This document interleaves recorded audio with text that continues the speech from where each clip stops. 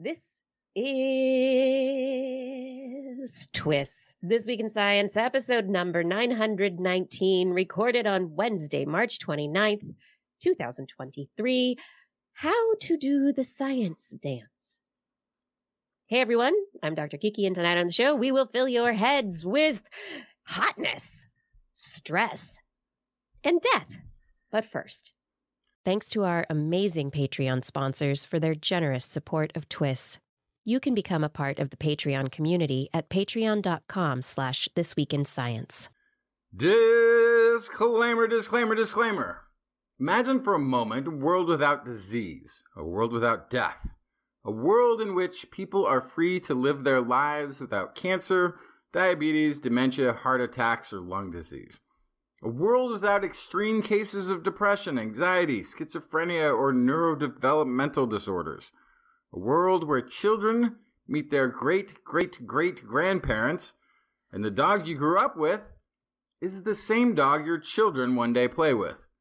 For one thing, a future like this will require a much different approach to society. Sustainability will have a far greater importance in managing the resources of an undying world. Population pressures will require a rethinking of every aspect of our economies, our source and use of energy, our definitions of work and compensation, from food we eat to the waste we produce. Everything will need to be rethought, reimagined, and re-engineered. This modern age of miracle medical science, this undying world, is not the age we are living in, but it is the age we are now building. And the solutions that will be required are the solutions we have needed for some time. Solutions provided here each week on This Week in Science. Coming up next. I've got the kind of mind that can't get enough. I want to learn everything. I want to fill it all up with new discoveries that happen every day of the week. There's only one place to go to find the knowledge I seek. I want to know what's happening. What's happening? What's happening this week in science? What's happening? What's happening? What's happening this week in science? Good science to you, Kiki and Blair. And a good science to you too, Justin, Blair, and everyone out there. Welcome to another episode of This Week in Science. We are so glad you have joined us once again in the science studio to discuss all the sciencey things we like to discuss. We have a great show for you up ahead. We have science, many sciencey things. Like I said, there's hotness. I've got some hotness. I've also got some stress for lizards, some cockles for your life, and signal strength and multiple sclerosis. Justin, what do you have? I also brought some hotness. In fact, we're going to answer the question, 2021, how hot was it? Also, hot.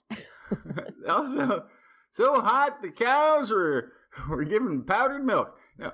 So, and then I'm going to get into ancient genomic immunity, Penn State researchers replacing humans with robots, and the death of the scientific megajournal.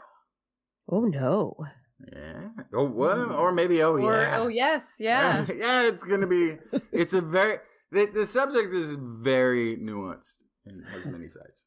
Well, I can't wait to get to that. Blair, what is in the animal corner? I have laugh. skeptical fish, and I also have some transparent human skin cells from squids. You do? Can you show us? I Right wish, now? but then you wouldn't be able to see me, would you? Oh, okay. So here, hold on, let me turn it on. Oh, wow. Those really work. There you go. Oh my goodness. Okay, everybody.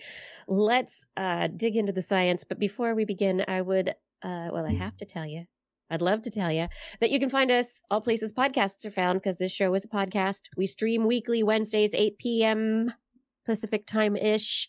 And this is on YouTube, Twitch, and Facebook. We are TWIS Science on Twitch, Twitter, Instagram, and Mastodon. And if all of this is just a lot to remember, then go to our website, twis.org, where you can find show notes and all sorts of other fun things. All right, let us begin the show. Far away, far, far away from our wonderful planet, there exists a system of 7 other planets around a red dwarf M-class star. These planets are close to their star, so they get a lot more heat than our Earth gets from our own star.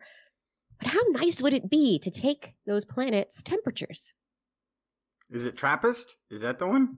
Yes. So I'm talking Okay. about the TRAPPIST-1 system. And this system, like I said, it has about, we have found 7 planets around it. So exoplanets far away from us we have been looking at. And we've checked them out with Hubble. We've checked them out with other space telescopes, with other things, the Spitzer Space Telescope, trying to figure out what's going on over there, whether there are atmospheres on these planets, what kind of orbital system they have, whether they're rocky, whether they're gaseous. We've been trying to figure all this stuff out.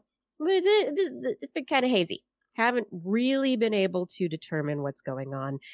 And so we have finally put the focus of the mirror instrument, or the MIRI instrument, from the JWIST, looking at this TRAPPIST-1 system at a specific planet called TRAPPIST-1b. It's like the second planet in that little system, right? If it's A, B, C, D, all of the planets get little letters.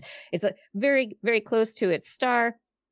But how do you get a temperature of something that is so close to something that's already really hot? Right? How do you do this? So the M dwarf star, it has 2,566 kelvins. It's very slightly larger than our sun, but not quite as hot because it's old. Well, it's ultra cool. Now, what we know from finding these exoplanets is that we find the exoplanets based on how they transit their stars, or how sometimes they move behind their stars, right? So they're going around the stars at a particular rate, and when they move in front, the light of the star dims. And when they move behind, well, it doesn't really change, right? Because it's going behind. But because of this, they could determine that, all right, we've got this rocky planet. I figure it's rocky because of the mass and the way things are moving around and the signals that we've gotten so far. So it's close there. We think it is orbitally locked to the star, so that one side is always facing. It's always facing. Like the moon is to the Earth. Right. It's always facing us. And so it's got like a termination line. There's a hot side and there's a cold side. Now, if it has an atmosphere, that atmosphere would distribute the heat from the hot side around the planet to the cool side, and you would expect one particular kind of temperature. You would expect a particular amount, number of kelvins, degrees centigrade, degrees Fahrenheit, whatever. If there's no atmosphere, you would expect that there's no real distribution of that heat easily, other than through just the rock of the planet. And so there are 2 different models for what we expect and what we thought would be there. And when the JWIST was focused, the MIRI instrument was able to look at the infrared radiation from the star, and the very slight 0.01% change in the radiation from the star as this rocky planet passed behind the star. They were able to actually determine the temperature, the black body radiation, based on black body radiation of this rocky planet, basically what was subtracted from what was there when it was just facing the star. And so everything lines up with the models that there's absolutely no atmosphere on this particular rocky planet. It's orbitally, tidally locked to its star, and it almost exactly what we measured matches up with our modeling of a dark surface rocky planet with which has no atmosphere and no redistribution of heat. So we didn't think we could go live there anyway, but it seems a lot less likely that this planet, which is sitting at about 450 degrees Fahrenheit, it seems unlikely as a place for a little warm. Any life, right? It's a little bit warm. But now this gives us a new way we can use JWST to look at other exoplanets, to be able to discover different systems, to be able to determine how our models actually fit to measure data. And this is very exciting also because our measured data does fit our model, which is very cool. Very closely. That's pretty awesome. Yeah. So anyway, good job. Another job well done for the JWST. Aren't we glad we launched that thing finally and that it's working? Yeah. I'd have to say It hasn't broken yet. It's doing great. Not yet, right? Isn't that's the crucial point is how long will it last before eventually some bit of debris, little tiny, something runs into it and knocks it out. But I mean, Hubble maintained, but they don't make stuff like they used to, They just don't make things like they used to. I'm joking. In this case, NASA better make things like they used to. NASA makes things better than we used to. That's the cool thing about it. They over-engineer to the point that those little rovers that were supposed to only last a few months lasted for years and years on Mars. And a lot of them are still there. Their things going. Our still robots singing are happy birthday to themselves annually. Just doing a great job. A party that maybe someday we will be invited to, but in the meantime, we're gonna have to deal with all the hotness that's going on here on our own planet. What's up, Justin, with our hotness? Yeah, the summer of 2021, especially in the Pacific Northwest of the United States and Canada, was hot. It was a hot one. How hot was it? Yeah. It was so hot that trees were seen luring dogs with treats. Wait, what? Work that one out. It was so hot the local bakery only served toast. It was so how hot was it? It was so hot. The temperature records were set by tens of degrees in many places. Wildfires broke out and at least 1,400 people died. Oh, that wasn't funny. No. New assessment suggests that by the year 2050, we will be experiencing heat waves just like 2021 about every other year. Wow. Tree rings. There was a tree ring studied and incorporated into this. The tree rings of the region show that the event is the worst, hottest summer in at least the past 1,000 years. Yeah, I mean, it was hot, right? Yeah. It was a very hot one for a lot of people. It was hot. I'm trying to remember. and Weren't we stuck heat. inside still at that point? So Fires. Nobody noticed. I don't remember. I was indoors, I believe. Yeah, what's sort of interesting about this study too is that so they say there is another hot period that took place around the year 950. But that was much cooler than this current hot streak. The new study shows that the last 40 years, driven by human-influenced warming, has been the hottest period in the last 1,000 years. And that 2021 was the hottest summer of the hottest summers in that entire span of time. Also, sort of interesting, though, is that they had to do all of their tree rings from elevation, from sort of mountain elevations. Because turns out the tree record for the low-lying areas doesn't go back that far on account of wildfires and people cutting down all the trees to put houses and stuff.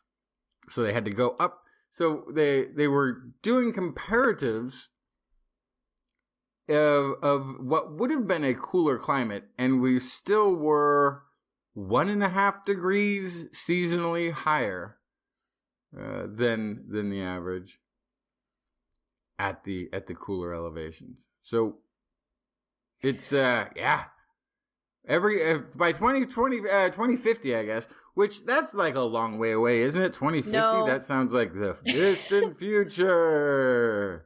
No. Blair, you're not paying attention to years and numbers like that. You're so young. 2050. Every other year is going to be like that. But now that's also the thing, though, is that that's their original prediction from an earlier paper was it would be once every 10 years we would have a summer like that. And now it's every other year. By the time we get there, yeah, it may be, we'll never have a cool summer like 2021 again. Well, I remember the old days when, oh goodness. But yeah, it's just going to keep getting hotter. Apparently they think it has something to do with an effect that they're calling anthropomorphic climate change. Yes. Something we might want to look into on this here show. Yeah, but I'm wondering also how these cycles all tie together. As you know, we just ended a 3-year El Nino La Nina cycle, and we finally, the meteorologists have said that we've switched to from what was giving us really hot summers and wet winters for the last 3 years into a different kind of weather phase. And so there's the El Nino La Nina cycle, but then there's also the decadal Pacific Oscillation, and then we also have globally other cycles that occur through the Atlantic Ocean and other parts of the world. Yeah. And I'm wondering how the anthropomorphic climate change that's occurring, the carbon dioxide that we're putting into the atmosphere, how it is shifting all of these different cycles and what those are, how those different influences are coming together. Yeah. So we've already been noticing, what do you call it? Jet stream changes? Yeah. Mm-hmm. This is showing up quite a bit in the airline industry because turbulence tends to take place at areas where there's big changes in the jet stream, where these fast-moving narrow bands of air are coming one way and then they kind of pressure drop. So this is where the high turbulent area is. And airlines usually have traditionally plotted courses around them. But those are moving. Mm-hmm. And so airlines are having to find maybe different routes. And so what that implies is that weather is also going to be different. Like all these, we have the Pacific Coast undulating, whatever thing it was you were mentioning there, Kiki. The decadal oscillations, yeah. Thank you. So we have a name for this because it reoccurs. Yeah. And it's regularly somewhat definable. Yeah. Right? If that changes, then our poor weather people predicting the weather will be like, I don't know. Back to you, Chuck. Yeah, there's a lot. And especially this study, it is more West Coast focused because of where they took all the tree rings and what they've seen there. And so that, of course, is going to have been influenced a lot more by, like you said, use the Pacific Ocean, by the El Nino, La Nina, also these other things. But I don't know. I don't know. Maybe I'm going to go hide in the shade. I'm going to just go hide in the shade for the summer. Hang out like a cat. Isn't that what cats do, Blair? Hang out? Some cats, yeah. Yeah. I have a very strange study about pumas, mountain lions, cougars, whatever you want to call them. I guess This is a study published in Landscape Ecology, and it's all based on this very specific way that pumas, cougars, mountain lions hunt. They're kind of, they will chase prey, but a lot of their behavior has to do with waiting for something to happen by, and then they will chase it. They're not doing a lot of stalking long term. They're not doing a lot of tracking. And so, is this the ambush hunting? It's not, I wouldn't exactly call them ambush predators, because they're not just jumping out as something comes by like an alligator. They're, but it's kind of in between the two, right? Because if if that's why you have to watch out if you're a runner that goes through mountain lion areas and you like to run through parks, is because if you run right by a waiting mountain lion, their instinct is to chase that thing that ran right by its face, basically, right? But they're not going to do long-term tracking or anything like that. So when they do that, when other carnivores hunt, they will dismember their kills. They'll bring specific pieces back. But on top of this kind of specific way that they hunt, pumas also maintain intact carrion, so the intact kills. And they will then kind of pull that off into the shade or into the bushes. And so what happens is, I think even we reported on the show at one point, they get spooked and they will leave an entire kill and they won't come back for it. And so with humans, that causes problems, but otherwise, as things normally work in the food web, this actually helps feed other animals because of kleptoparasitism. So basically, they get spooked, they leave an entire carrion, and then other animals will come and eat that dead animal that has been left whole in that space. And so the pumas contribute a disproportionate amount of food to other wildlife. So they are feeding other animals. So this creates a very interesting dynamic in their biome. They only consume about a third of what they catch on average, and the rest supports scavengers. But the other thing is that it supports plants. So, so in this study, they looked over a 9-year lifespan. Pumas were estimated to have created approximately 482 temporary hotspots of nutrient soil in this one area. And so what they posit, which I feel like is kind of a leap if I am being honest, is that they are essentially gardening. So they bring their carrion, gardening with blood. Yes, it is always in kind of a very dense area that puts nutrients in the soil. That means the plants grow very well, and then deer come and eat those plants. That allows them to catch their food. So is it on purpose, or is it just a function of how they work, and it makes them work less hard to get their food? What happened first? Was it a happy accident? Are they doing it intentionally? I feel like that's a stretch, but that is something that they would have to return to that same, like they would have to show that they've done this kill in this spot enough times. I don't know. And they do. It just seems like they're describing the cycle of life there, but exactly. Yes. And the amount of time it takes between the deadfall to the new kill. Time involved. Yeah. I mean, that's serious long-term planning for a meal. Yeah. I agree. Not that it's not possible. Yeah, but it's impossible. An interesting idea. And it's also, I think, a good highlight of why top predators are important in ecosystems. It's beyond them thinning out the herd and controlling populations. Sometimes they're feeding other animals, and a lot of the time they are adding nutrients to soil. And so they are changing the landscape based on where they kill things and where they eat things. So it's a good reminder about kind of this cascading impact of predators in a space. Mm-hmm. I think it's a beautiful example. Yeah. I think they'd have to do a whole lot of work to go to the actual like intent to prove the intent side of it. But in a sense, metaphorically, you know. Yeah. Metaphorically, they are gardening. They're sure. gardening. Yeah. Yeah. The impact of these top predators, yes. And I wonder too if they're having the same effect that the wolves, when they reintroduced them to Montanan areas, they found that there was a reforestation effect. The reforestation effect came from deer who are now wanting to spend more time in open areas where they could look out for wolves. And so we're dropping seeds out in the fields, and so then trees would be growing there. And I don't know. It was also because there were less deer to eat trees, though.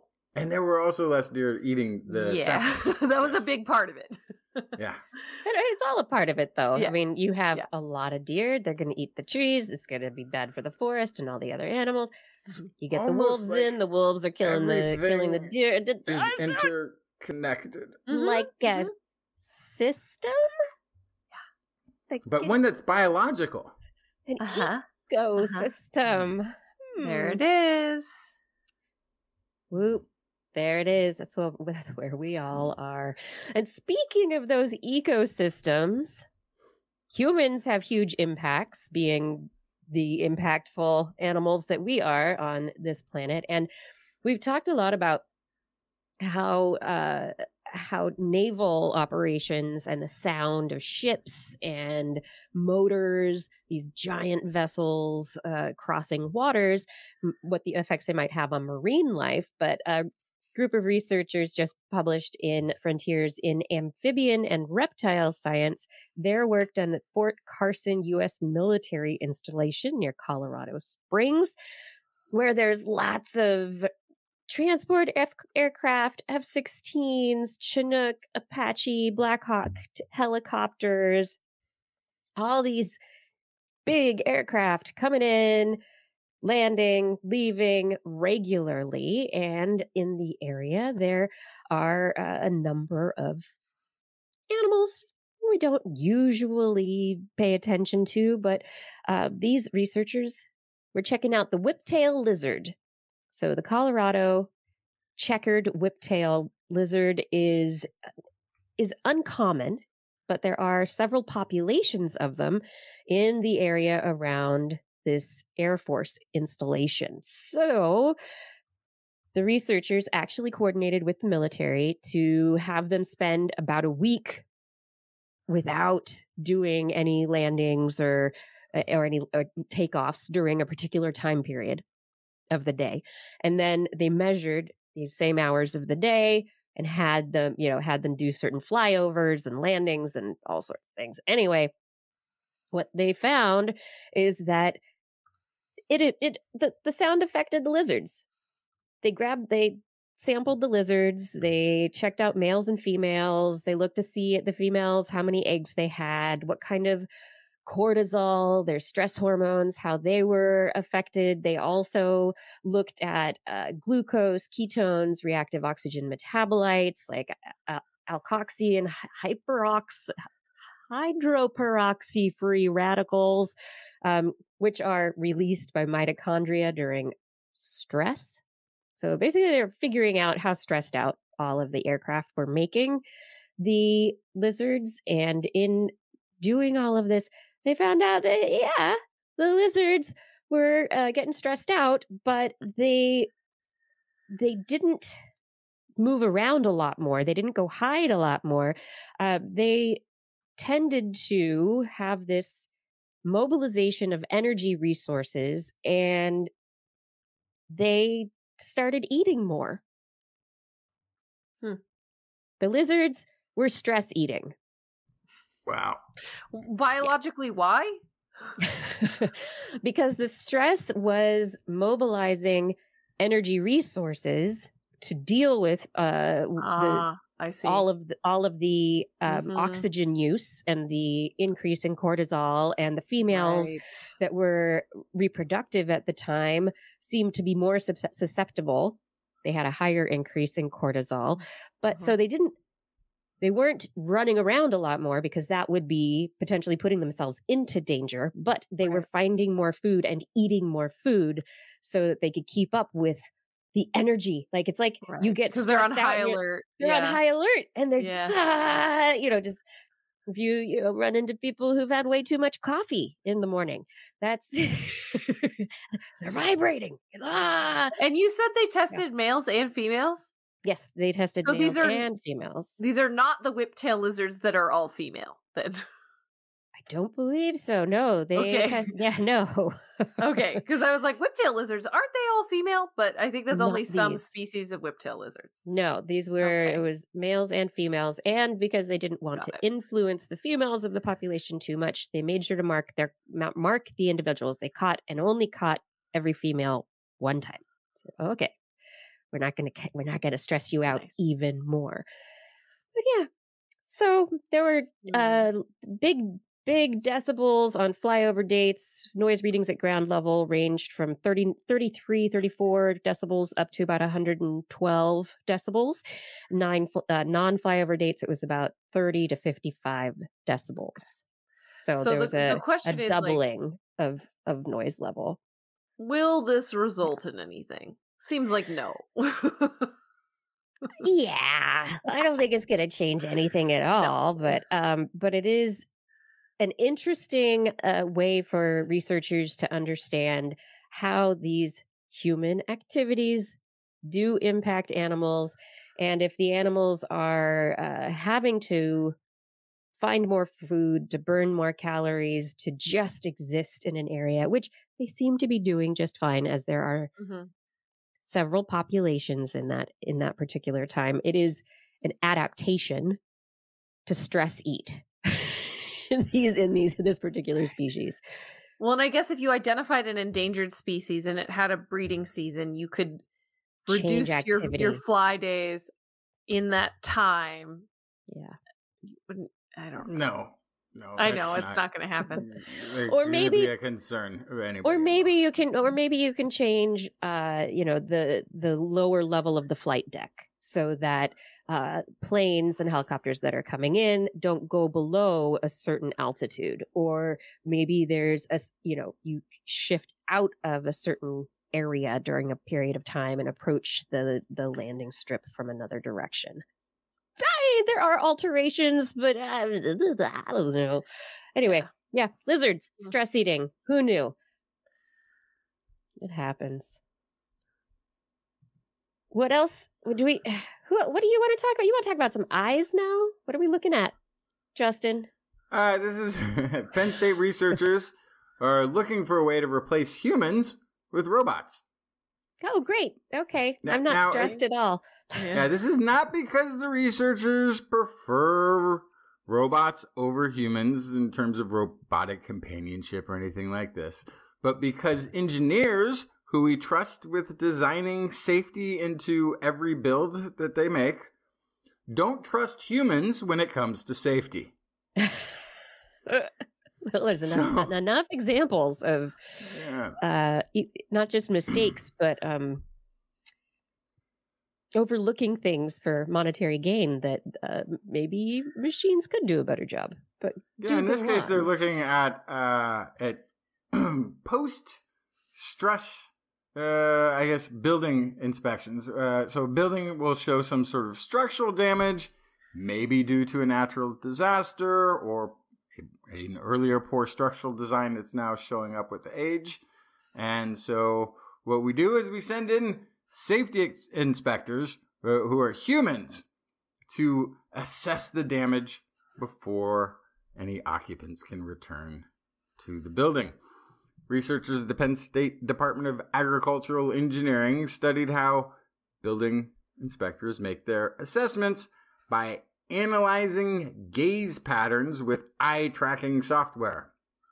So what they're kind of interested in doing long term is training robots, maybe drones, to go into one of these stressed buildings And they figured by testing people who have been trained engineers in structural damage and how to assess it, they could teach the robots where to look and what to look at.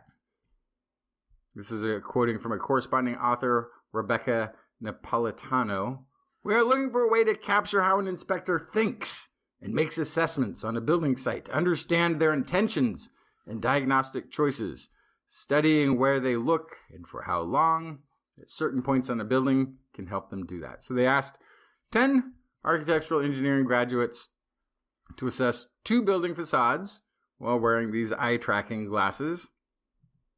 These glasses have 2 cameras to measure movements and positioning of the eyes simultaneously. So they picked, of course, facades of buildings that had, an interesting array of peeling paint, degrading bricks, cracks, some water intrusion and erosion near the foundation. And their data was all over the place. Each of the inspectors looked at something. They all looked at everything. Okay. But some lingered much longer on certain aspects, on certain features. And they ended up assessing that if one of the assessors had experience with water damage in the past, they were more interested in the water damage feature than the foundation crack, maybe, or the peeling paint. Or if somebody else had been studying more the integrity of bricks, the cracks seemed more important, the water damage and the peeling paint, all that. So they all sort of had a bias, which both made the entire study useless. No, which does mean that maybe there's a good reason to have a robot that's looking at all things sort of equally. Maybe it's not. Maybe it needs to be trained on what's the more important thing. It's sort of, I don't know how much they can pull from it because everybody had such a different approach. The other thing is, if I was being asked to do this experiment and I am just spent years in engineering learning how to assess building damage, and then those smart software kids came over and was like, oh yeah, we want to track your eyes and see how you do it so we can train a robot to take your job. I'd be like, okay, I'm going to look at all the nonsense. And they're like, oh yeah, you got to look up at the clouds. That's a really important part. When you're assessing building damage, you got to stare at the clouds or maybe the ground. I think it's interesting they're trying to train robots on humans when the hypothesis of it all is that a robot could be less subjective than a human. Yeah. So it seems very counterintuitive to me. Yeah, and as Daniel Smith is saying in our YouTube chat, most structural problems are interrelated, and that is a point I wanted to bring up, is that, if there is water damage, that can cause structural damage leading to cracks, and if you've got different kinds of materials at play, maybe the water, the pH is going to influence the deterioration of those materials more or less. So it's all interrelated, and so you have to, maybe it is that a machine learning system can be able to put it together, all the pieces together more effectively than an individual who has been training for a long period of time. I don't know. What is it? It's supposed to be 10 years or 10,000 hours of work before you get before you're an expert. Before you're an expert and you just kind of know things that you can't really explain anymore. It's probably because you've seen all those interrelated issues more than once. But yeah. But why would testing where the eyes are looking be better than just giving a robot a list of things to check? Yeah, I thought that was, the construct of this study, I think my guess is, and this is just a guess, that they got access to these eye tracking software glasses first. Which sounds cool. And then came up with a way to use them. Well, I could be wrong, but that would be my guess. That would definitely be my guess. Although, the other thing is but like you said, Justin, like if you had any idea and you were an expert and you're like, oh, the robots take the future jobs, take my job. If you were going to bias things, maybe reporting, filling out a spreadsheet would be less accurate.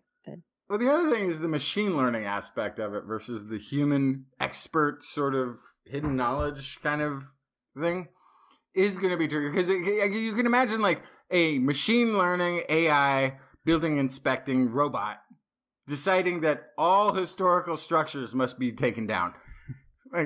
Let's demolish it immediately. There's cracks, there's water damage, there's moss. This thing's too old. Get rid of it. Makes a difference also where it is. Here in Denmark, there's plenty of 500-year-old buildings sitting around. No big deal.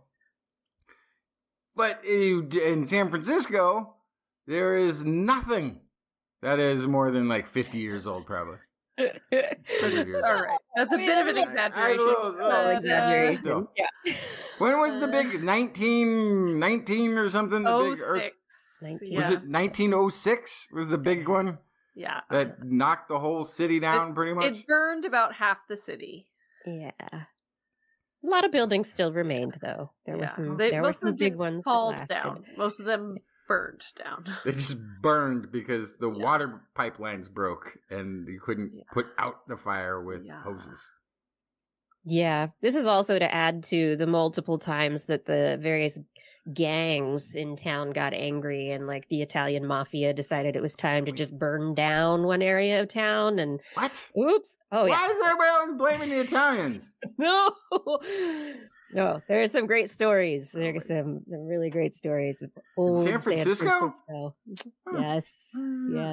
Burned down on purpose many times.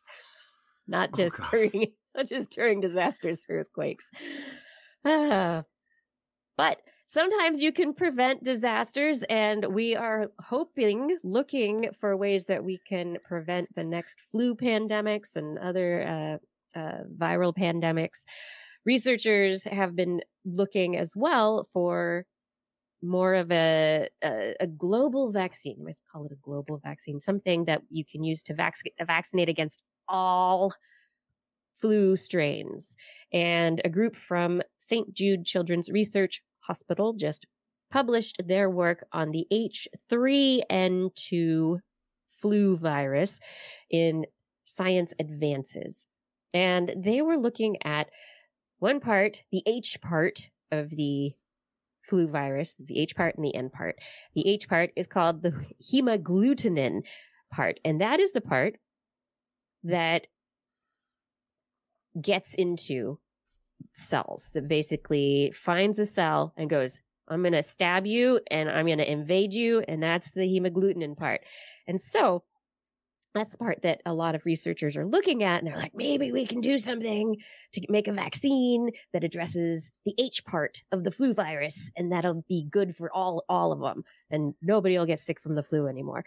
So they found that this hemagglutinin needs to be really stable and also resistant to acidity to be really effective.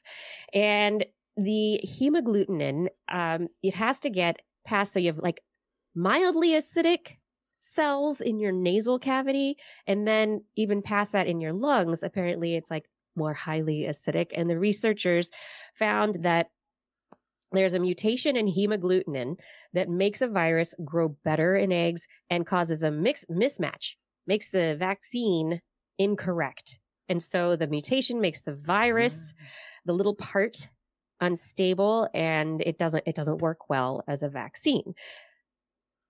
So what they've pretty much determined is that the amount of acidity, or the pH, that the hemagglutinin part that is controlled by this particular mutation in the H of the hemagglutinin, that it reacts to the acidity in the cells. And it needs to be able to get past the nose to get into the lungs to cause the real flu problems.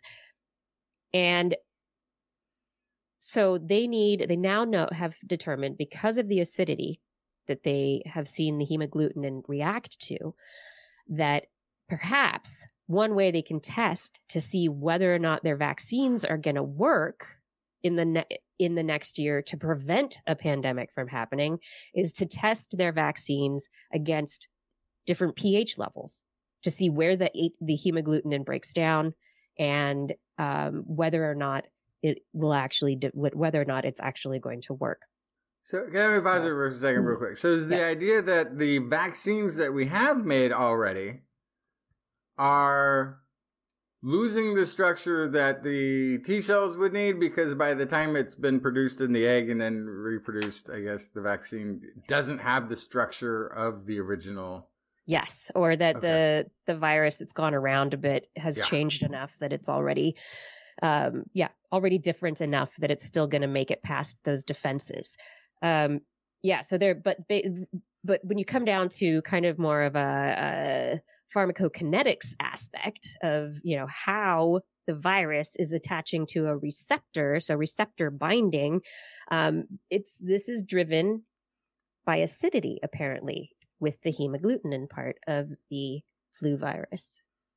And so if we can address the hemagglutinin stability, it might be able to, we might be able to figure out, number one, whether or not a particular flu virus is more likely to cause a pandemic. And number two, by looking at our vaccines and the bits that we're using for the vaccines, how well they might work against the different strains.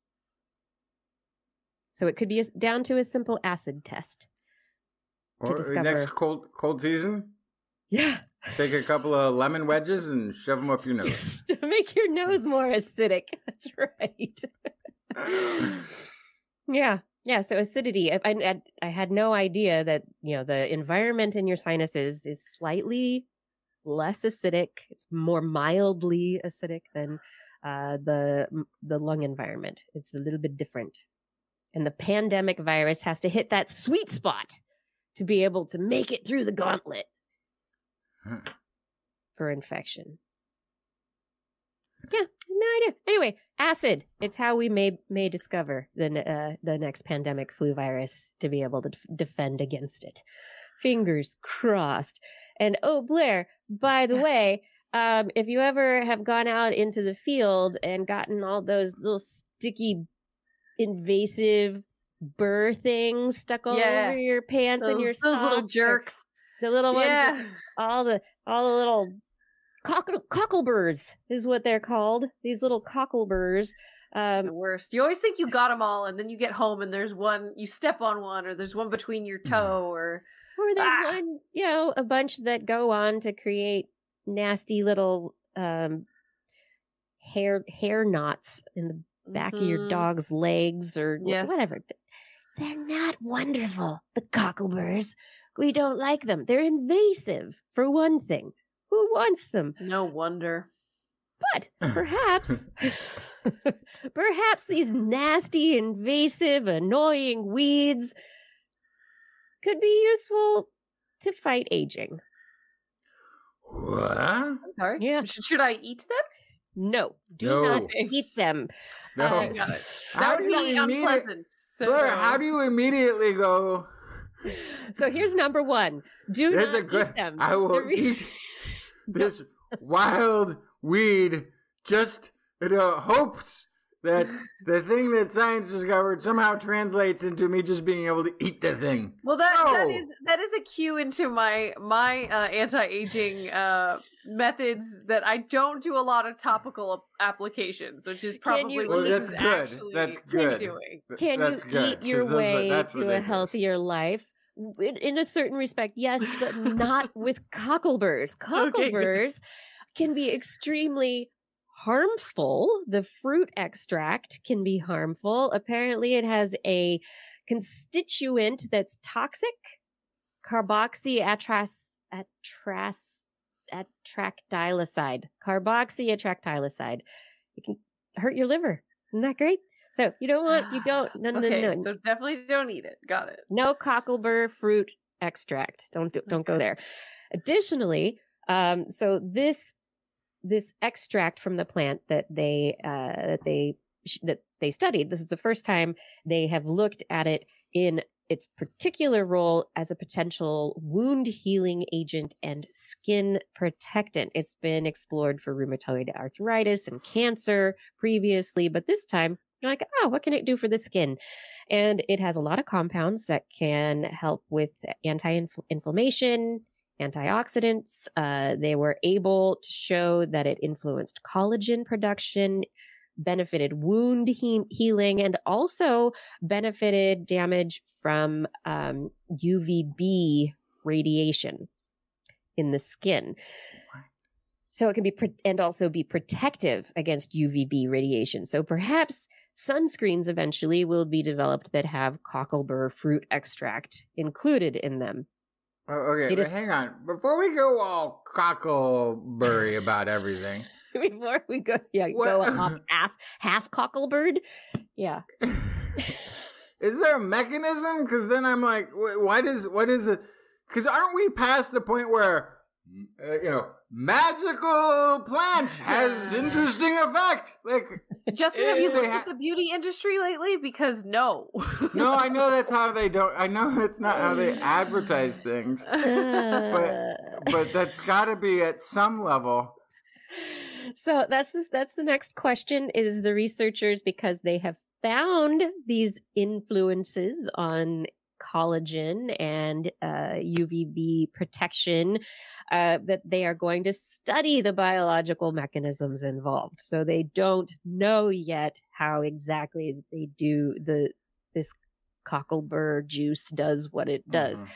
Second point here is that the collagen synthesis seems to take place in a very special, happy spot, a little sweet spot where it, at low levels, it doesn't do very much. The little perfect place, it helps, increases collagen synthesis. But then if it goes past a particular point, it starts to be harmful and do bad things. And so I'm just going to put this out there, if you start seeing cosmetic products in the next few weeks, couple months, with cocklebur extract in them, I would suggest potentially avoiding them until more information is out, because there is not an understanding of the proper concentration to be using in cosmetic products at this point in time. Yeah, the thing I'm finding interesting. So keep using my generic face sunscreen. And that's all. Eat blueberry. You got it. Have a good Mediterranean diet. Get your fish oils in there. And age gracefully, I suppose. Do what you can with that. Yeah. Or otherwise. Just age. You could also just do that. It's true. You know what? That's going to happen no matter what you want to do. It is. Yeah. Sunny Knox in the chat room saying, my grandma did the Vicks thing to me. Yeah, I had that too. When my grandma's, that was also my grandma's go-to. You get a cold, you put Vicks all over the chest and just like sleep like this. And you just had mentholation all over you for the night. The only thing, one of the things that when I'm looking at this, or at least the press release of this study is I mean, I don't want to judge too much, but if they're stating that they don't know what the right concentrations or exactly how it works. But this was a South Korean study, who are known for their cosmetics industry. Who are also pointing out that the best cocklebur out there is in Southern Korea. Don't get the Chinese stuff, because that's true. Not. They're saying this in the bear, and I'm like, look at this, like, what do you mean? You just told us you don't understand the right concentrations of how it works, but you're already willing to say, but the South Korean is the best cocklebur. Don't get the Chinese version when you get this. Yep. Our plant's better, but we don't know how or why or if. Like, I've got a big Justin skeptical asterisk now floating from that throwaway comment. That's in there. Yeah, I think we could, a lot of things that are potentially going to be helpful for cosmetics industry stuff. We should be a little skeptical of to begin with, because but only use the cockleburs that are grown in my backyard, because those are the good ones, and the rest you won't see the same effect. It won't. I think the big take-home message here is don't drink cocklebur juice. Yes. Don't go rubbing your face in the cocklebur bush. Okay, that's just not a good idea. Don't do that. Yeah, we should teach that to all the kids. I know they won't listen. Kids never listen to the adults in the room. But if you're a kid and you're listening to This Week in Science right now, know that we appreciate you being here. All of us, lifetime kids, kids forever, people with kids who wish that they listened to us. Anyway, we're all a big family here who appreciate science, and we are so glad that you are a part of the This Week in Science audience. Thank you for joining us. And in the next part of the show, we're going to have a lot more fun and fantasticness. But before we get there, I just want to remind you that in case you are really enjoying This Week in Science and want to be a part of helping us do our show every single week as we do, you can head over to TWIS.org, click on our Patreon link, and choose your level of support. Every level, every bit of support helps us do what we do. We really can't do this without you. Thank you for all of your support. And on that, we will come back with This Week in Science 2, Blair's Animal Corner. With Blair. She loves our creatures, great and small. Biped, millipede, no pet at all. If you want to hear about animals, she's your girl. Except for giant pandas and squirrels. There's Animal Corner. What you got, Blair? Hey, we were just talking about being skeptical. I want to talk to you about skeptical fish. So, fish. Wait. Yeah. we picture them like hey Fishy Bob. I don't know about what you're saying there right there, Fishy Bob. It's more like Fishy Bob darted away like there's a predator. I don't know if I believe him. I'm gonna stay here. So in the coral reef, fish, some of them swim alone, some of them swim in groups, some of them school. They're paying attention to each other. So even though there's a bunch of different species of fish in the coral reef, they're all kind of paying attention to each other to be aware for predators. Everybody's getting eaten by something, right? When fish around them startle, any fish around them is more likely to flee themselves. But in these large, dense schools where fish around them can dart for no reason, then individuals might be more willing to take risks and tune down sensitivity to the startle response of other fish around them. So that makes them less likely to flee when a neighboring fish does. So this is an analysis of footage from underwater camera observations in specifically coral reef fish in Moorea, French Polynesia. They looked at individuals in schools of wild foraging fish as they fled for shelter or not, even when there's no predator or threat present. And they would do this on average about every 8 minutes. It's a very frantic life. So they collected all of these observations. They used new computer vision tools, machine learning, and computational modeling to analyze their behavior. And they found that these fish do, in fact, adjust their sensitivity to the signals produced by others based on the past history of what they've seen. So they basically acclimate to the social environment they're in and adjust their responsiveness to that. So when there's a lot of visual motion, they kind of reduce their sensitivity to it. They're just like, everybody's just moving around a lot. It doesn't really mean anything. When there's less visual motion, when everything is pretty still and all of a sudden somebody darts, that increases their sensitivity. Now they go, oh gosh, maybe there's a real threat. I should also flee. So we call this a dynamic adjusting of sensitivity, which is something that you can look for in animals and actually appears to be pretty preserved throughout the animal kingdom. So there's an idea that this is kind of an ancestral trait from fish that has carried on through the rest of vertebrates, potentially. I don't know. Who knows? More study is needed. But so, wow. But yeah, I mean that's a leap, but what an interesting one. Well, I mean, it's if we can figure out like we were talking about AI. Was this in the after show maybe last week? Mm-hmm. But we were talking about AI learning about lies and truth. In any system, it's going to be beneficial, right, for the individuals in that system to know who's lying, when to trust, when not to trust, what's misinformation, what's real information. Yes. So that's exactly it, is that any brain, specifically a more complicated vertebrate brain, in social situations, have a need to cope with misinformation. And that could be driven by evolution, because you don't want to waste energy unnecessarily a bunch. You also don't want to ignore important signals and then get eaten, right? So evolutionarily, there's a lot of benefits to being able to tell the difference. Yeah. Who to trust, who not to trust. When Fishy Bob, like you said, he's the one who's like, ha ha ha, I'm going to make them think there's someone attacking. I'm going to zip this way. And he does it one too many times, and then there's the fish crying wolf sheep. Wolfiel? Wolfiel. There we go. Thank you. Yes, you're welcome. I'm here for it.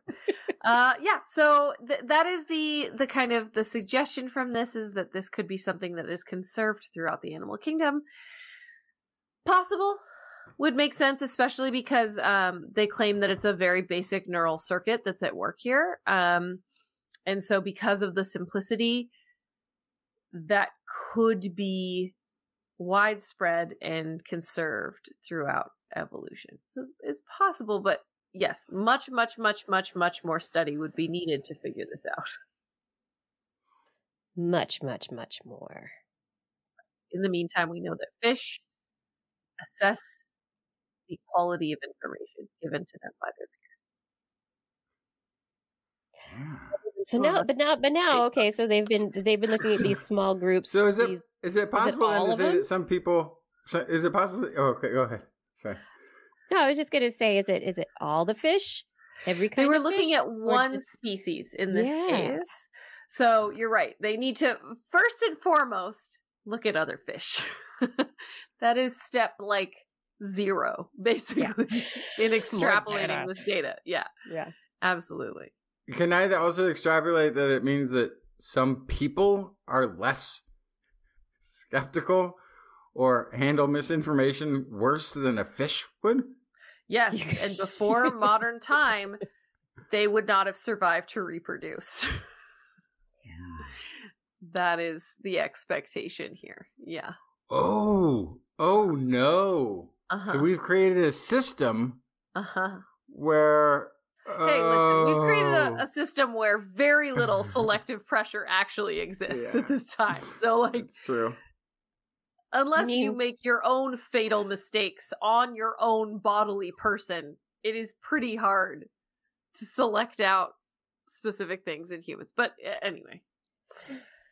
Yeah, I think much of the last century got rid of all the people who don't have the instinct to look left and right before crossing a road. Mm-hmm. Maybe I don't know about that. I think that's been reduced quite a bit. I don't know. As soon as they had covered wagons on highways, they had to figure it out. Hey, do you ever wish you were invisible? No. All the time. Never. Oh, yes. Opposites. I see. Yeah. No, because people would be running into you all the time. It'd be totally annoying. Talk about trying to cross the street. Even if you look left and right, you can't expect anyone to ever slow down for you, even a little bit. Right? People just constantly walking into you. You would make a terrible squid or octopus then, Justin. Standing there at the counter waiting to make your order for food, and they're back there cleaning the kitchen like you don't even exist. No, you see, I could turn it on and off at will. Yeah, as a mother, I would be, sitting on the couch reading a book, and suddenly I'd put, Mom, where are you? Put my book down, go invisible, nobody can see me. Not to be found in the house. Oh my gosh. Well, if that's something you wanted, someday you could have that, thanks to squid and octopus cells. Not really. Really, this study is about using cultured human skin cells to play with the mechanics of cephalopod cells and how they can camouflage and appear transparent. And of course, right away when I teased this story, somebody said, if you were transparent, your organs would show. So that's not actually what's happening with octopuses and squids. They are matching their environment. They are changing the reflectivity of these structures in their skin cells to appear like they're not there. So they're not turning their skin transparent and then you can see their innards. They're blending in with their environment. And so a lot of the mechanics with how this works are still being figured out. Scientists are still flabbergasted on a lot of the ways that this happens in the cell and the triggers that happen in these cells. The issue is you can't, at this point, culture squid cells in a lab. You can't do it. So the whole point of this study was to replicate the tunable transparency of squid skin cells in mammalian skin cells, which can be cultured. So that was step one. They were able to get this kind of transparency structure in mammalian skin cells. Awesome. So now they get to manipulate it and figure out how the heck it works. And so this all came from a lab that had made invisibility stickers, which I can't remember if we talked about it on the show or not, but it sounds very familiar.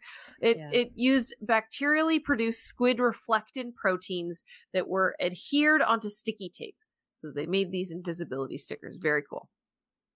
So then they were like, well, if we were able to use it through bacteria, what if we could do it in mammalian cells?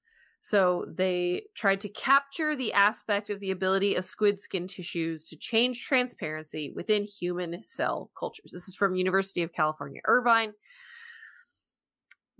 So in the cephalopod cells, there are leucophores, which have particulate-like nanostructures composed of reflectin proteins that scatter light.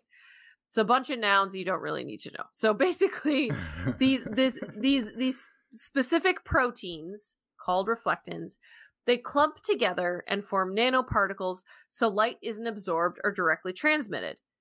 Instead, it scatters, it bounced off of them, it makes them appear bright white.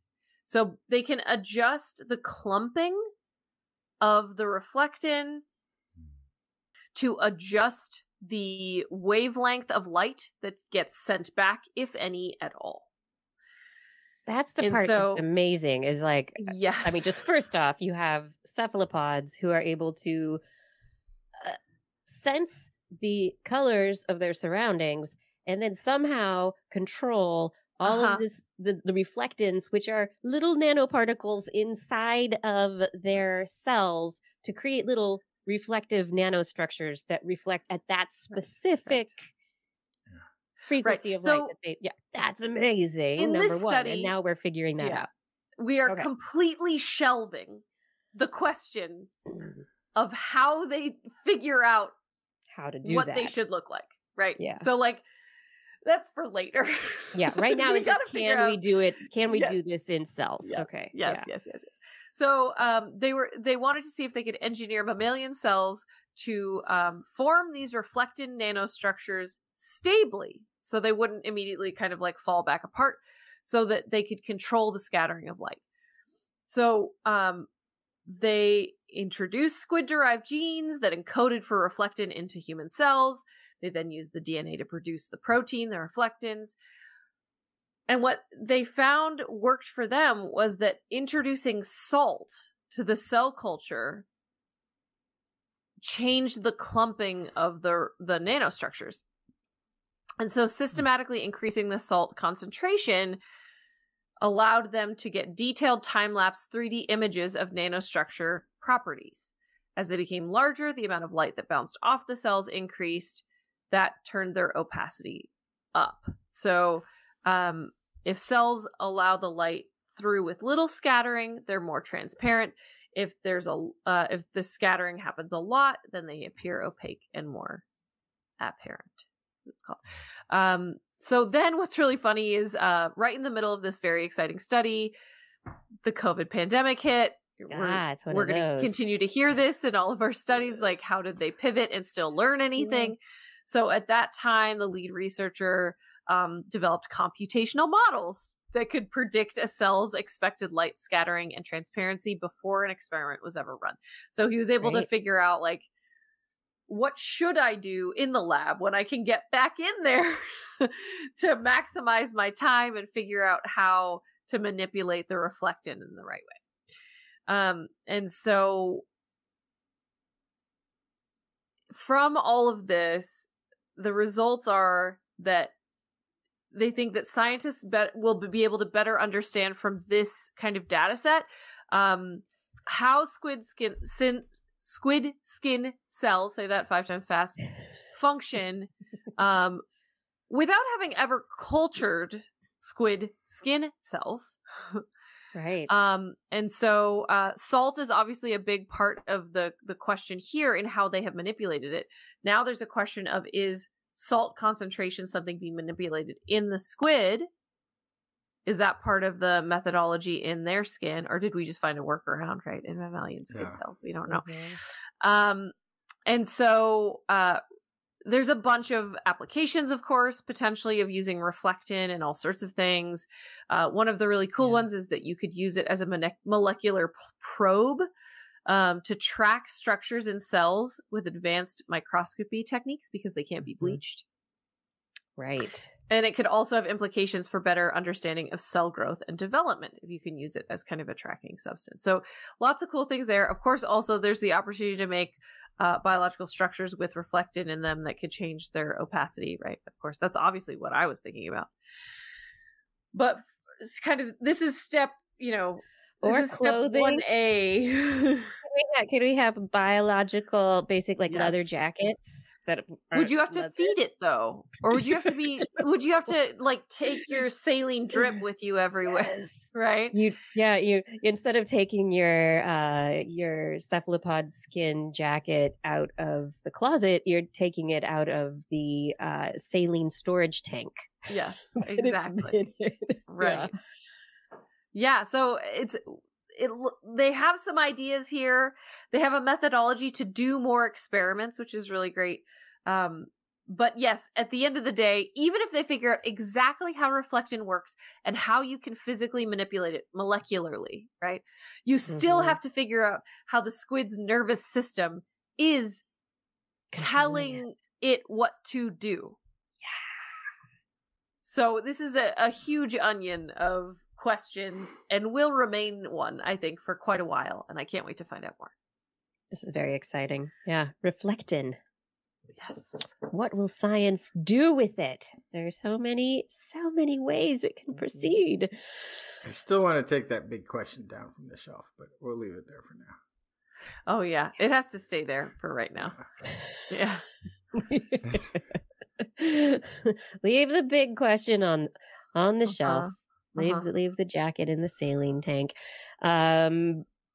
If you are enjoying This Week in Science, you can also head to TWIS.org and click on the Zazzle link and then go to our Zazzle store where we have all sorts of very cool products that you might actually put on a shelf or in a closet or on a wall or on a couch, or really real products that you're not going to have to wait for some far off long future date to actually get, and in purchasing them, you do help support the show. But Justin, what do you want to talk about? So this is this is research from the Francis Crick Institute, published this week in Current Biology. They looked at the diversity of genes coding for immunity in some really old people. This is about Near East Europeans about 8,000 years ago came in mixed into Europe for the first time. They have 677 individuals dating from Stone Age Europe. They wanted to see what these early farmers' immune systems looked like. So they have the whole genome sequencing. They found something pretty interesting, actually. So according to this, about 20% of the ancestry of late Stone Age people was traced to the local Indo-European hunter-gatherers. But what they found from the study is that 50% of the immunity genes from this smaller contributing population were present in the early farmers. So you have maybe 20% admixture initially with the hunter-gatherers, but more than half, around half, maybe a little more than half, of the immune genes derived from that local population. So this is, I think, kind of interesting because one of the things that we know happens when humans switch to agriculture and farming is that they were suddenly beset by all sorts of new diseases. We shrank by several inches in terms of average height. This was not an easy transition by any means. With this study sort of supports that, showing that there could have been an exposure to a lot of things that humans weren't used to before. But what's also interesting is that the local population that had been existing in Europe for thousands of years may have already had immunity to whatever these new farmers were experiencing because their immune systems were selected preferably in keeping that farming population alive. It also kind of shows that the diversity, that admixture of different populations increased immunity. We may only be looking at the survivors, right? Yeah. Anybody who didn't look both ways got hit by the mastodon or whatever was running around 8,000 years ago, right? So whoever was didn't have immunity to the local diseases did die off. So we're only looking at the survivors, but it shows for the amount of population that's thought to have contributed to these Stone Age farmers, quite a bit of it came from the local hunter-gatherers. May have had a more robust or a more locally attuned immune system. That's fascinating. Yeah, that they're local. They're hunting and gathering. Yeah, hunting and gathering in the local ecosystem, and so perhaps that. And if they've been doing that for a very long time, then perhaps that has had a massive influence on the adaptation of their immune systems. But yeah, that then individuals coming in and trade happening and the admixing, right? Is what the admixing with a heavy preference for the local immune system. Yeah. And it's one of these things too, as we are now encountering it's redundant to say global pandemic, as we're encountering the age of the novel virus pandemics. Yeah. It's an interesting thing to realize that we may not be done with all the bottlenecking or the mass selections on population from disease, unless science can get there first and come up with ways to avoid having natural selection applied to us humans. Well, potentially, could we figure out what microorganisms are in various places? I mean, we do prophylactic vaccinations for people who are going to certain areas of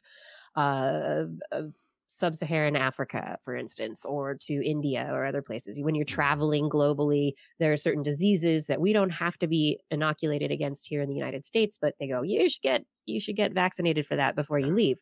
But if there were more understanding of that, what are in the local area? What is in the local area? What kind of bacteria? What viruses? Is there some kind of probiotic prophylactic that you could take for a couple of weeks and get your immunity up before you even get someplace?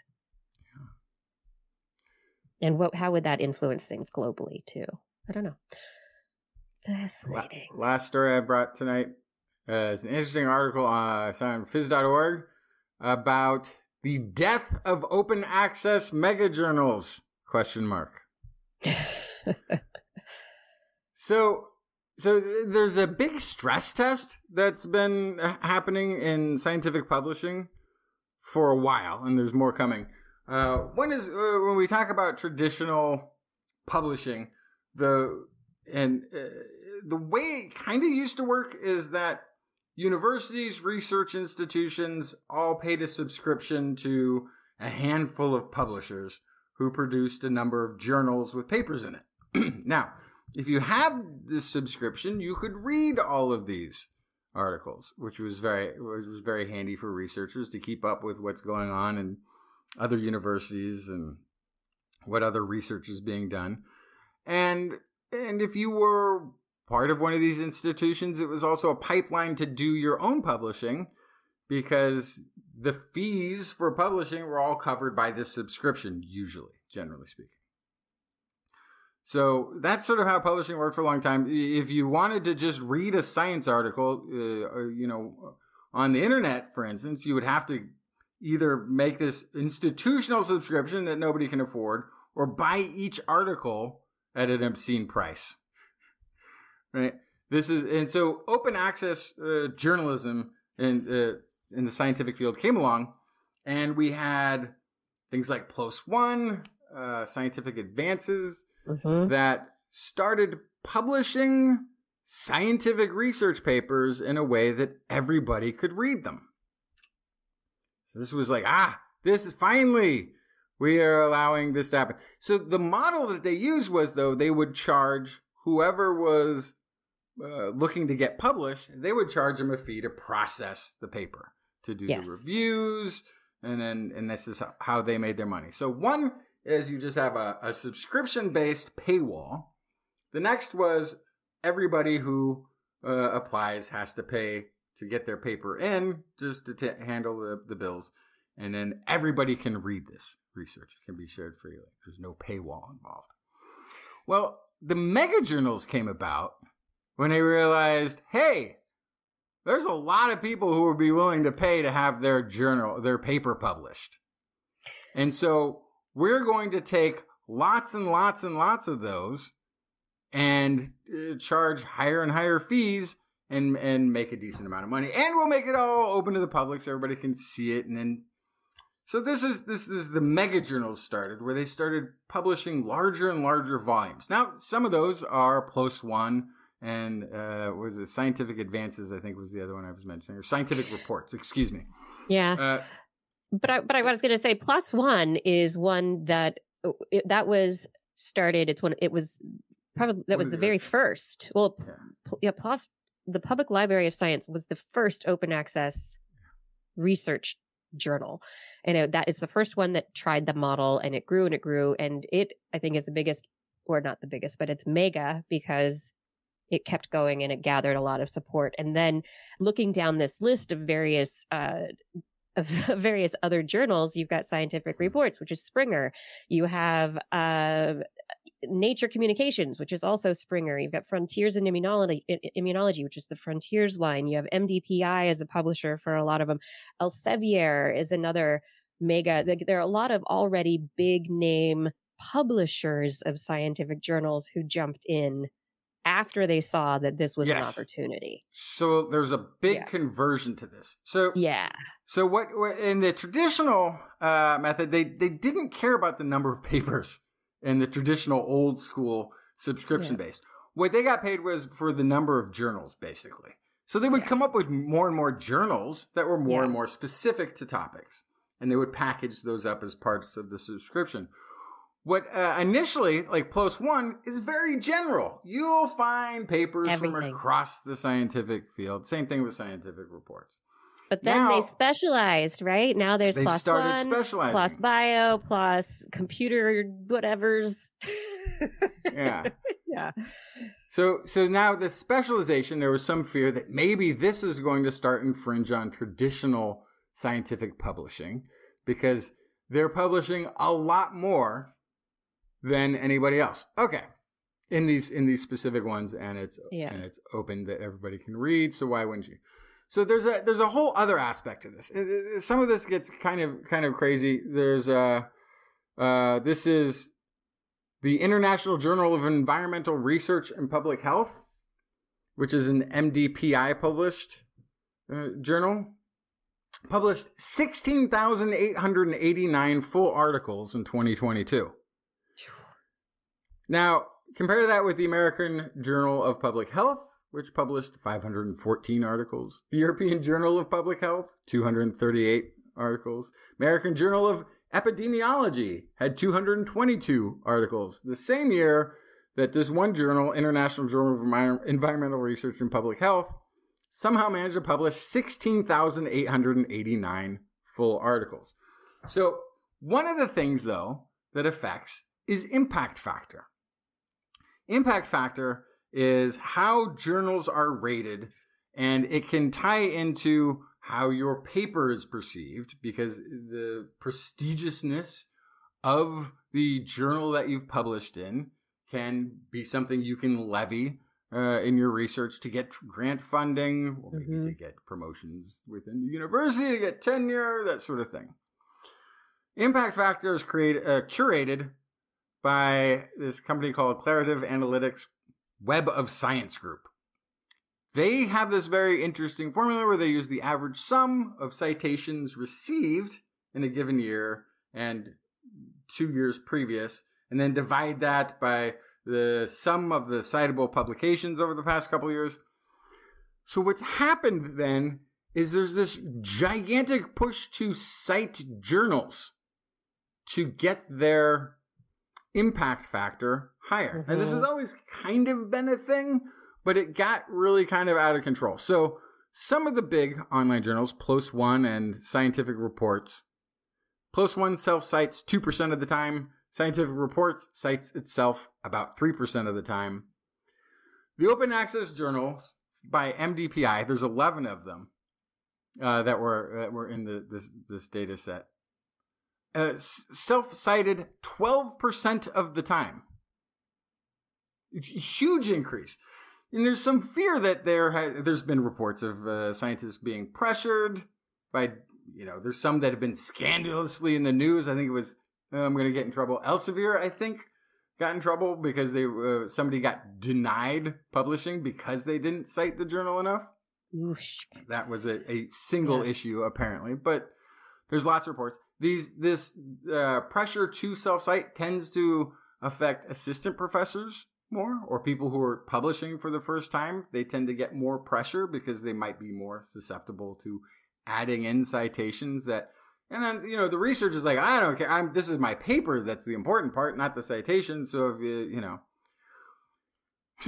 but it's gotten a little out of control. One journal, Animals, has 22% rate of self-citation, suggesting that a great deal of what we know about animals has all been published in this one journal. How else would 22% of the citations self-refer to the journal? Yeah. I mean, all animals. Everything animals.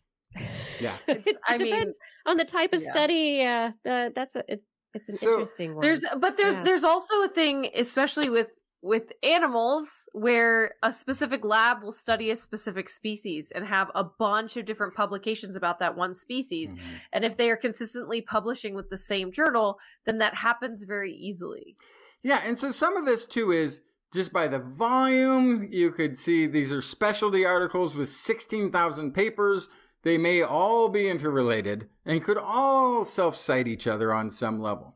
But on the other hand, there is this fear that this is playing with the algorithm of impact factor. And there's some other questions. So now there's been a delisting that happened a little over a week ago.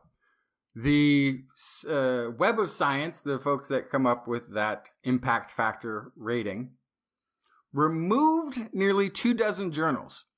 Awesome. Including the International Journal of Environmental Research, when it published the 6,889 studies in 2022 alone. Many of the journals were published by a publisher, Hindawi and MDPI, and had their impact factor ratings removed. So Hindawi is known for its, I think it's known for the fraudulent studies or for a lot of fake studies. So in journals. 2021, it wasn't. In 2020, it wasn't. 2021, it got bought by Wiley for $300 million.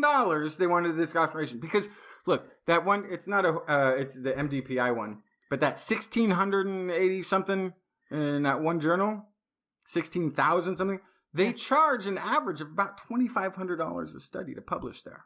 Right.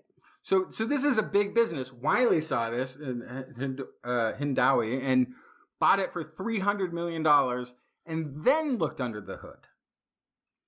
And then started issuing thousands of retractions. They were discovering papers that were filled, they were finding thousands and tens of thousands of citations that did not seem to have anything to do with the subject matter of the studies. So it's as if those papers were written by machine learning. By machine learning. So here's the other fear. On top of this, okay, so unfortunately, this is a little bit longer story. The Web of Science folks have put out a newsletter, not really explaining in detail why they delisted, in this case, 19 of the Hindawi journals got delisted. They got rid of 50. Apparently, there's another wave of this coming. They're really removing their rating system from a lot of these mega journals, these big publishers. It says they don't go into details of what they chose, but they say, we have invested in this is from the vice president, Nandita Quaderi, vice president of Web of Science. We have invested in a new internally developed AI tool to help us identify outlier characteristics that indicate a journal may no longer meet our quality criteria. Very diplomatic. A couple of the things that might be a problem. Peer review process. You have suddenly tens of thousands of papers and not hundreds going through that they are constantly hiring this process of guest editors to review as peer reviewers who, generally speaking, may not be reviewing studies that have anything to do with their field of expertise. And I'm going to add to that there are complaints across academia about the overloading of peer review, because you are expected as part of your scientific expertise and community to peer review papers, but you do it for free. You do it. You are asked by journals editors all the time, can you review this paper? It's in your field, blah, blah, blah. You say yes because you need to do it a certain amount. It's like volunteering for your science. A lot of people, they're struggling to get their labs funded. They're trying to get their own papers published. They don't have time for this. They're not getting paid. Meanwhile, or are they? Maybe these guest editors because so here's the thing. Usually they're not. Sure. It's 100 million hours a year is the estimate of time that's being spent by free reviews. Now, for a lot of these mega journals, because there's so much pressure, and yet thousands and thousands of more papers being published. And this is there's another issue with it in the turnaround times, which is a normal journal has about 200 days or so between submitting and publication. Some of these journals are promising turnaround times of 31 days, right? As low as 31 days, 40 days, 50 days. There are incentives for reviewers who may not be reviewing something in their field because they're guest editors to get a discount on their own publishing from these publishing houses if they can turn them in quickly. So they're not paid. It's not, here's money. Yeah. It's, here's a discount that's not money. So that's not a bribe. That's just a discount for good job at being fast at a thing that normally takes a lot of time and thought. So there's all these issues that could be out there. One of the things, though, is now we've got the AI that's coming along that's going to also further stress test. So we may have seen the death of these open access journals to some extent, because if suddenly these journals that are pumping out tens of thousands of papers don't have impact factor, if it can't help your career to do what I'm going to call self-publishing of your study at this point, based on what I've seen from the numbers, the costs, and the review, and then the fallout from all these unreviewed or fraudulent studies, self-publishing your study is going to do as much for you as self-publishing your book and handing it out to your friends. Just go down to Kinko's, print it, hand it out to your people around your institution or wherever you are. Woo, we wrote a paper. Great. Or share it with one of these institutions if you want to pay $2,500 for them to do it. Or why ever do but that? No why not? gravitas. Yeah. Because the unanswered question, the thing that's really like, they're talking like, oh, the integrity of the publishing is extremely important. Who are these thousands of people paying thousands of dollars per study to have a fraudulent study with fake citations, the paper puppy mills out there? Who does this benefit? Because that's the list I want. I don't even care about any of the rest of this integrity issue. I want the names, and I want to do a whole show someday just talking about the researchers, like calling them up. Hey, you published a study under your name that was completely bogus. What do you do? Doctor what? Okay. You're busy. I get it. Patient. Oh, it's surgery. Oh, okay. Well, good luck. Anyway, I don't really care about the business model aspect of it, but the integrity aspect of it has to be there. We have to be able to trust science. I think it may be. I think the problem is that it has time for it to go. The problem is that so much of science has become a business model, and that where, I don't know how you don't have it be driven by money in in any regard. Well, yeah. Well, in the very olden days, you had the gentleman scientist who was funded by their rich parents or their rich friends from the gentleman's club, and they got to go sail off to an island and come back and write a big thing about it, or they got to just do whatever they did. So much fun. The little tower in the University of London, and they're clink, clink, without going back that far. Yeah, we covered early on in this show. We covered to one degree or another. Early on this show, and I'm going to leave it out because I don't remember. I think it was Lancet, but again, I could be wrong. What whoever the Australian publisher is that Lancet? Anyway. There were, one of these publications, a lot of paid industry advertising papers were making their way in around the process. And then they would be hired, you could hire a company owned by the publishing company, separate from the paper, to consult with getting your paper through, which was basically a pay-to-publish method in the old system. So having levels of corrupt activity by both publishers who are greedy and by people who may want to put out papers for their own career interests. This has been going on. Yeah. But this is also what we talked about. AI finding fraudsters. Excuse me. Allowing for them, but also catching them is going to be a really interesting thing going forward, because it can also be applied backwards in time. So if you have published a fake study out there, I'm looking at you people out there. AI is going to find you out. And we're going to do a whole show where we put your face on the screen and talk about how you published a fake study. AI is watching you. That's right. Oh, know what's real and what is not anymore. I have some things to bring up for the last little bit of the show here.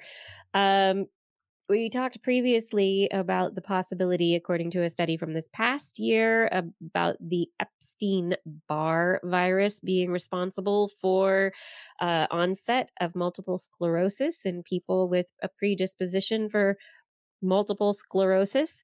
Another paper has just come out related to a different organism, Clostridium perfringens, that produces a toxin called epsilon. And their work, not in humans, but in mice, suggests that this epsilon toxin could potentially be something that opens up capillaries and blood vessels and allows the toxin to get into the brain to initiate autoimmune activities that end up leading to the myelin degradation that leads to what is called multiple sclerosis.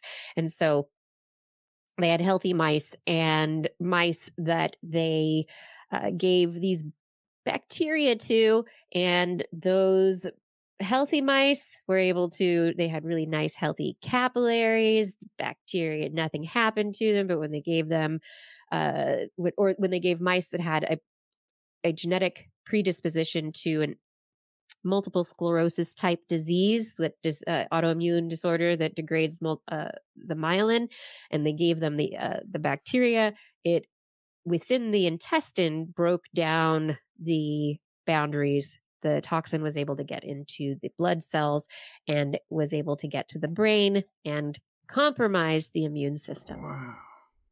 Yeah. So once again, this is showing a link between gut and brain health, gut and immune system, gut and the nervous system, and that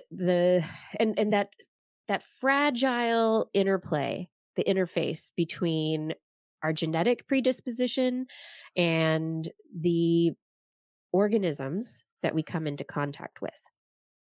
The ones that end up in our guts, the ones that can lead to particular disorders in some individuals and none at all in others. So whereas, healthy people who don't have genetic predisposition to multiple sclerosis could come in contact with this bacteria and have absolutely nothing happen, there is the possibility or an increased probability, right, that this particular interaction, now that we've seen in mice, could be leading to something similar in people. And so, of course, this is something that needs to be investigated a bit further, but it gives us a little, one other possibility for a target to look at for maybe a subpopulation of individuals who have multiple sclerosis. So if it's being caused essentially by a bacteria in the gut. Yeah. If you took an antibiotic, is it too late if you already have multiple sclerosis, or could the myelin sheath rebuild if you clear out the toxin?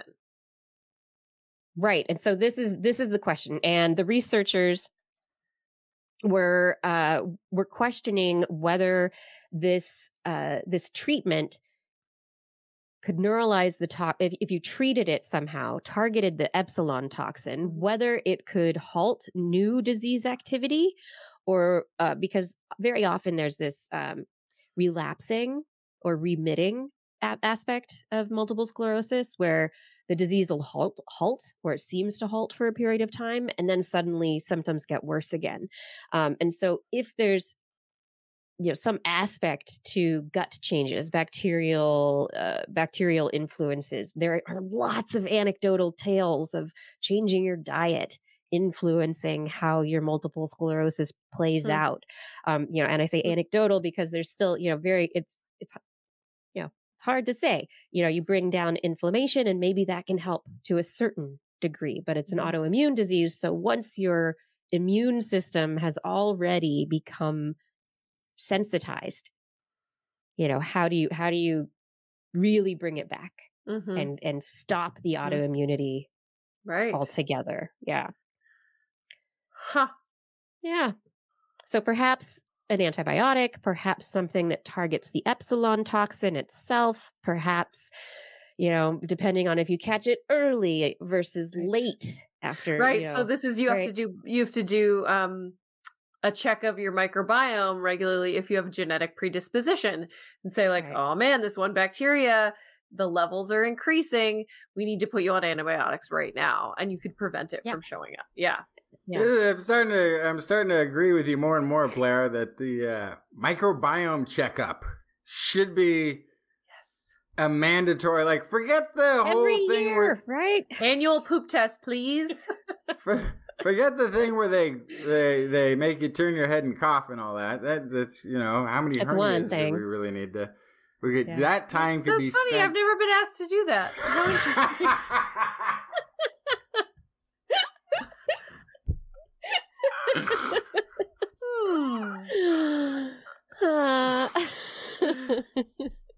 Oh no! Well, gosh, my doctor always does that one. I guess that's different. Depends on the doctor you go to. That must be the thing, right? Yeah. Yeah. Well, very cool. Yeah. So possibly, this is another pathway to the pathogenesis of this autoimmune disorder, and to leading to treatment to halt that pathogenesis, which would be pretty awesome. Now, as I was just going to say the other thing is whenever we're talking about a genetic predisposition, and we found something that can take advantage of whatever the DNA defense or repair mechanism or whatever's there that's at the intersection mechanistically causing it. This might not be the only thing that triggers it too. Right. So it also gives an interesting place for researchers to look for other gut microbes that could access these same pathways and to build a profile of the dangers or the microbiological dangers to people with their predispositions. So it's a very fascinating story. Yeah. And in other fascinating, thought-provoking stories, researchers who just published in an open access Nature Communications journal, That's a good one. Yeah, it's a good one. Wrong with open access. There's nothing at all. Researchers, they've been looking into the question of what is it in our brains that distinguishes what is real from what is imagined. What happens in our brains? Skeptical fish. Right. This, exactly. In our brains, it's not a hamster running in a wheel. It is really a group, a school of skeptical fish. Yeah. Okay. Anyway, the researchers looked into what they call one trial per participant psychophysics. So looking at reactions within the brain with computational modeling, neuroimaging, to show how brains respond to what is real and what is imagined, what's there and what is not there. And they really showed that in the brain, judgments of reality are intermixed. And there's this balance where the brain at one point goes, no, this is totally imagined. This is all me. I know this is all me. And if you slide the lever a little bit to the other end of the spectrum, the brain goes, oh, I know this is all coming from outside me. I totally know this. But there's some place, and maybe that's where the uncanny valley lies. Somewhere in the middle, there's a place where the brain goes, it could be one or the other. And it's a very intermixed signal. Yeah. And so you see a combination in the brain of the imagined and the real.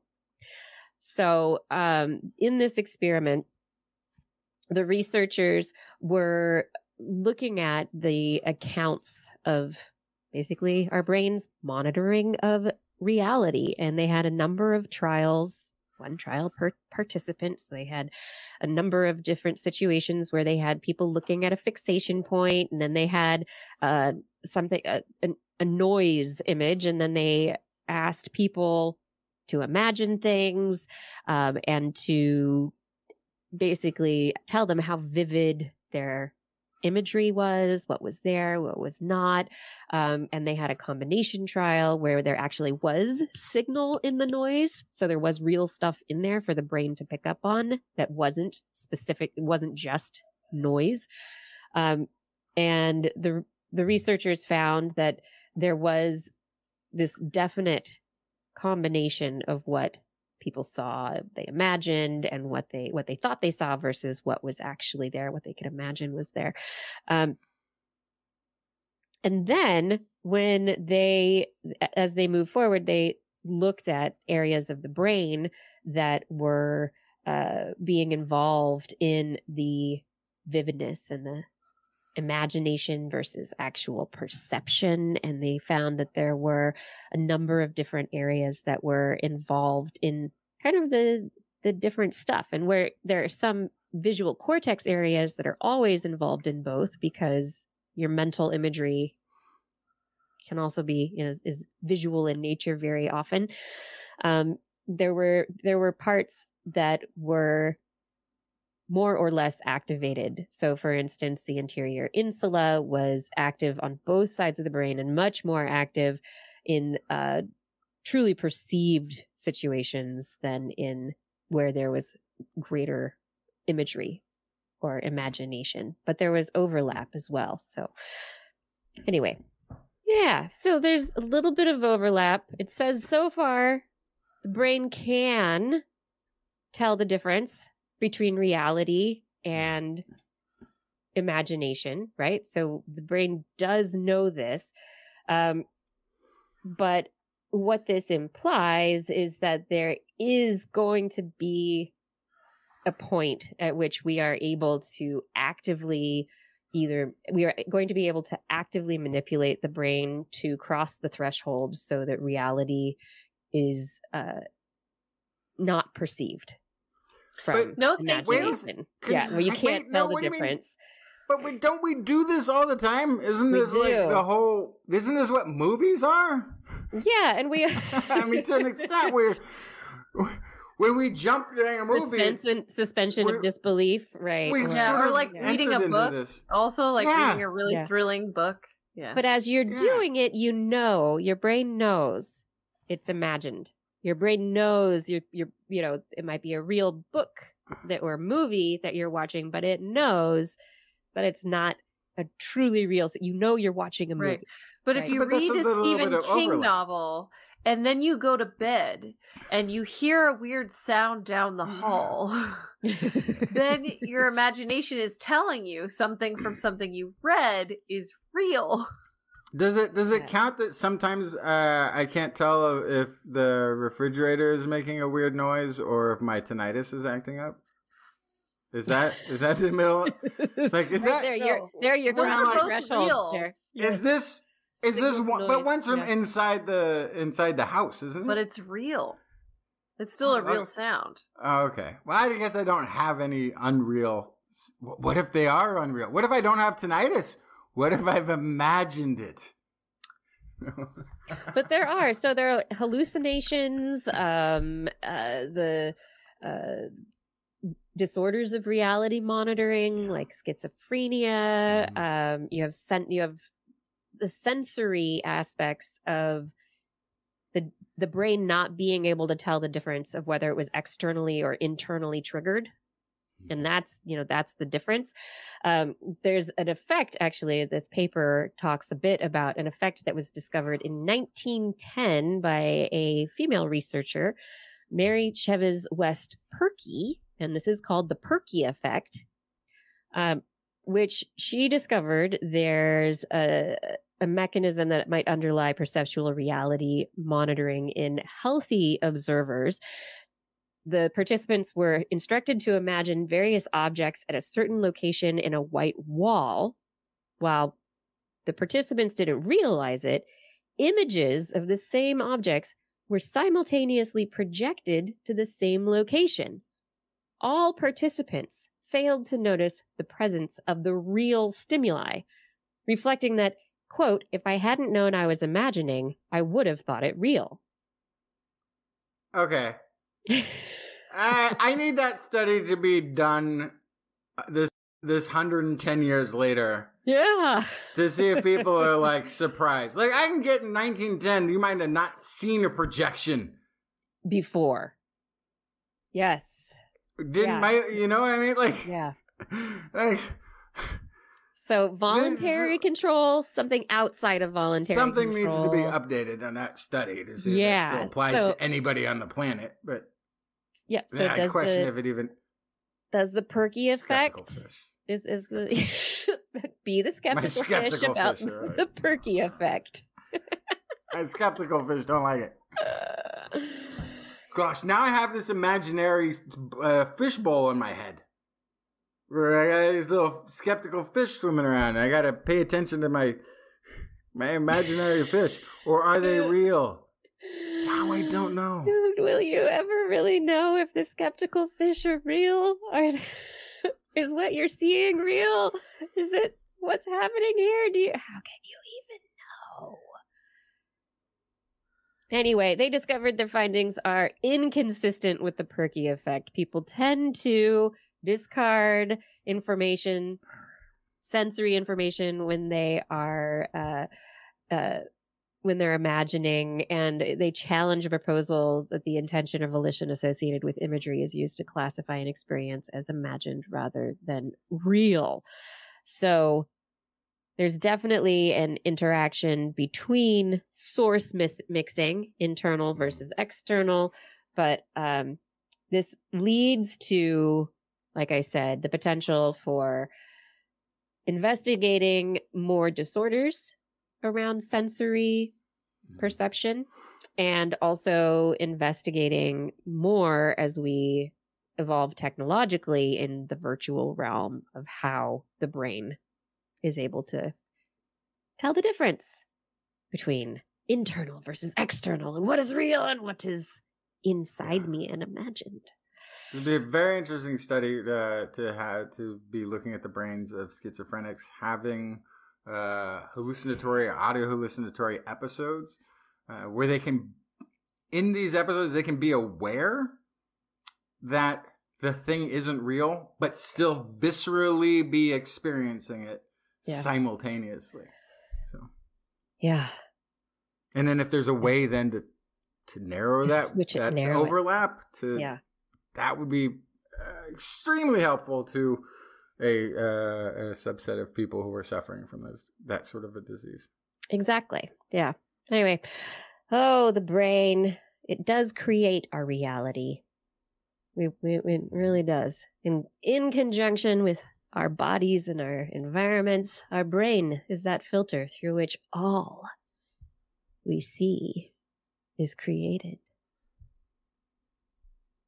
I think we did it. I think we've come to the end of the show, and I hope your brain is creating just a fabulous world for you right now. A fabulous reality. Did we make it? Have we come to the end of the show? We're here. We're there. Well, maybe 120 minutes, but anyway, maybe we have come to the end, and I do want to say thank you to everyone who's in our chat rooms. Thank you so much for chatting with us throughout this whole time in our Discord. Thank you for those of you who are there in our Discord.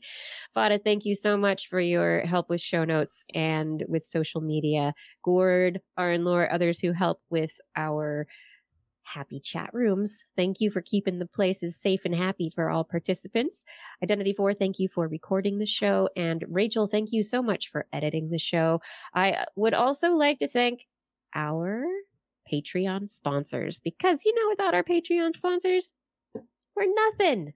So thank you to Teresa Smith, James Schaefer, Richard Badge, Ken Northcote, Rick Loveman, George Corris, Pierre Velazar, John Ratnaswamy, Carl Kornfeld, Karen Tazi, Chris Wozniak, Dave Bunn, Vegard Chefstad, Hal Snyder, Donathan Styles, a.k.a. Don Stylo, Ali Coffin, Reagan, Don Mundus, Stephen Alberon, Daryl Myshak, Stu Pollock, Andrew Swanson, Fredis 104, Sky Luke, Paul Runovich, Kevin Reardon, Noodles, Jack, David E. Youngblood, Sean Clarence Lamb, John McKee, Greg Riley, Mark Hessenflow, Steve Leisman, a.k.a. Zima, Ken Hayes, Howard Tan, Christopher Rapin, Richard, Brendan Minish, Johnny Gridley, Remy Day, Flying Out, Christopher Dreyer, Artyom, Greg Brids, John Atwood, Rudy Garcia, Dave Wilkinson, Rodney Lewis, Paul, Rick Ramus, Philip Shane, Kurt Larson, Craig Landon, Sue Doster, Jason Olds, Dave Neighbor, Eric Knapp, E.O., Adam Mishkan, Kevin Perchan, Aaron Luthen, Steve DeBell, Bob Calder, Marjorie, Paul Disney, David Simmerly, Patrick Parkeraro, and Tony Steele.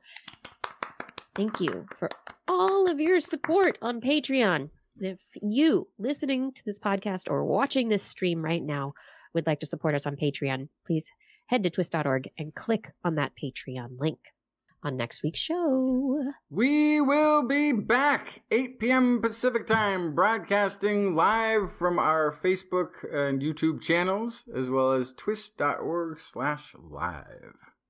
Hey, do you want to listen to us as a podcast? Perhaps while you stare at some magic eyes and wonder if they're magic eye posters at all or just a staticky TV? Maybe it's all in your brain.